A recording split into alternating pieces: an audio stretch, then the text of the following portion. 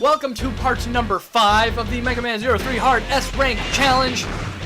We're in Old Residential, and this stage is actually pretty easy. The stage itself is only filled with your standard blue enemy. They go down in a simple swing or a slightly charged buster shot. In the stage itself, it's not too bad. There's not really any obstacles. It's just a linear path with just some enemies. There are a bunch of alternate routes you can take to save some time, but some of those routes aren't filled with many enemies, so although you may save some time, you most likely will lose some points on the enemy category. So really, it's in your best interest to just go along the standard path. If you're quick enough, you will meet the time requirement as well as meet the enemy requirement. Now this mini-boss is the biggest pain of this stage. Not because it's particularly hard or anything, no, it takes forever to defeat this guy. The only place you can hurt him is on his green core, it's very obvious. And he takes forever to kill. I don't know if this guy has an elemental weakness I could exploit with the recoil rod, but as far as I know, he does not. He only has 4 different ways of attacking. It's technically 4, but it's 3. It depends on where he comes out of the ground. Here is the vertical way of attacking. He will either come from the left or right side, and once he comes up, he'll come back down on the opposite side. Pretty standard. The other way of his attacking is in a curved motion, and the green core will either face to the outside of the circle he draws, or half circle he draws, or the inside.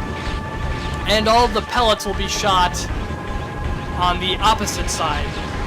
So it's best that he just continuously does the vertical attacks over and over, because that way you can get multiple hits on him, at least 2, and that's just the best way.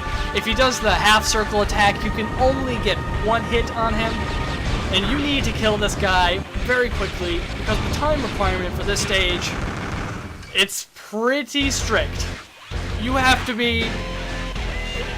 It's not like you have to be a world record speedrun, but you have to be pretty quick, so...